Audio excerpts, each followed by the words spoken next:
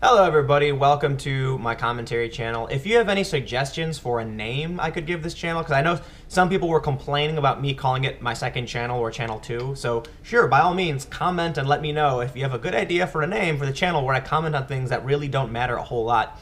But today, we're going to talk about YouTube monetization, making money, and why YouTube... I talk about this all the time.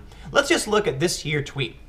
I said the other day, the good news is that my Icelandic penis collection video was approved for monetization.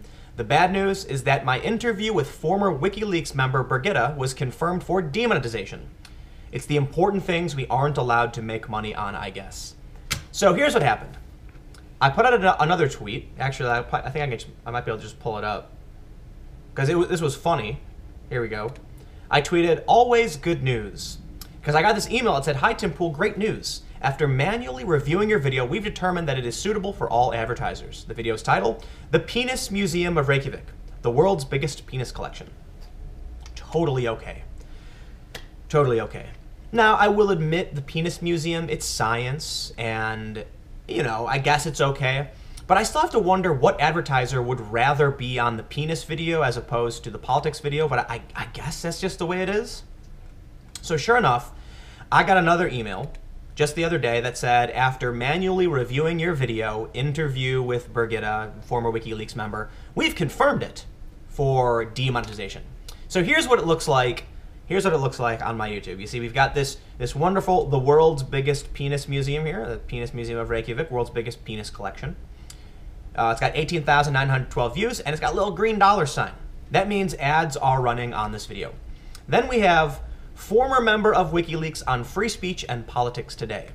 It's a half an hour long. It's kind of long. It's basically a podcast. And Birgitta, I'm really not good at pronouncing her last name, so forgive me, Birgitta. I'm not trying to be disrespectful, but she basically speaks about, you know, the pirate party. It's not too heavy in WikiLeaks. It's more about why we should have free speech.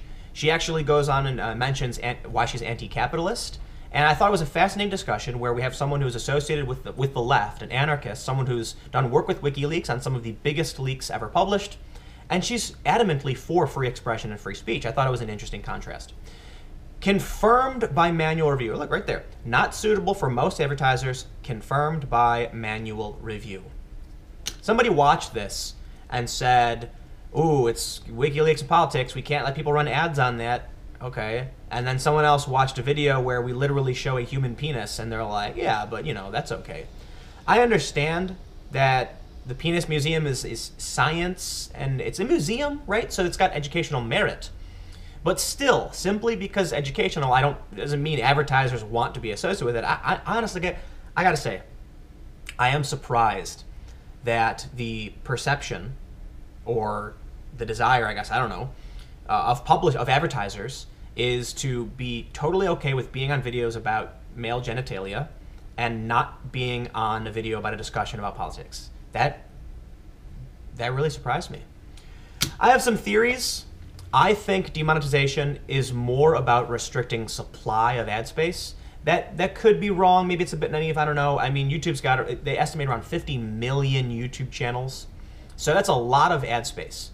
Keep in mind, YouTube's ads, they work on a bidding system, okay? So if I say, I want my video to run on your video, and I'm willing to pay 2 cents for every view. If somebody else is willing to pay 3 cents, there's some other things involved, but it's likely those who are willing to pay more will get the ad space in front of me. That means if there's 50 million channels putting out all these videos, and I don't know how many are monetized, but many of them, that means the average cost of an ad is going to be 1 cent. I've run ads on YouTube before through Google AdWords, and sure enough, yes, on many channels, it's like 1 cent. I've run ads on the Young Turks, 1 cent per view, because the competition just isn't that fierce for a few reasons. I'm not saying the Young Turks are bad or anything like that, but they put out a ridiculously large amount of videos, so there's a lot of videos to get ad space on. In which case, how can YouTube drive up auction? Well, supply and demand. Restrict the supply, the demand stays the same, they can drive up prices and force people to compete with each other, right? So I think that might be a reason. I think the adpocalypse, it does have some merit, you know, it is what it is. But on the channel you are watching right now, I submitted this channel for monetization. It's a new channel, no ads are running on it, and I said, YouTube, I would like to make money off of these videos just as much as any of my other videos. And this is what we have so far. My account status is in review. It's been in review for over a month. And it says, first, the terms are accepted, AdSense requested, yes, I have that. Monetization preferences set, I have those. And now it says 4, channel under review. You've reached 10,000 views, nice job. Your channel is now being reviewed to make sure it complies with YouTube Partner Program terms and our community guidelines. We'll email you a decision, usually within a week. Applications for the YouTube Partner Program are taking longer than normal to process. We hope to be able to review these applications soon. Thank you for your patience in the meantime. Huh. I don't think this channel will be monetized. And I've talked to Fullscreen, my MCN, and said, can you bring this under the same agreement we have with my main channel? And they said, only if it's monetized. In which case, this channel's in limbo, which is crazy.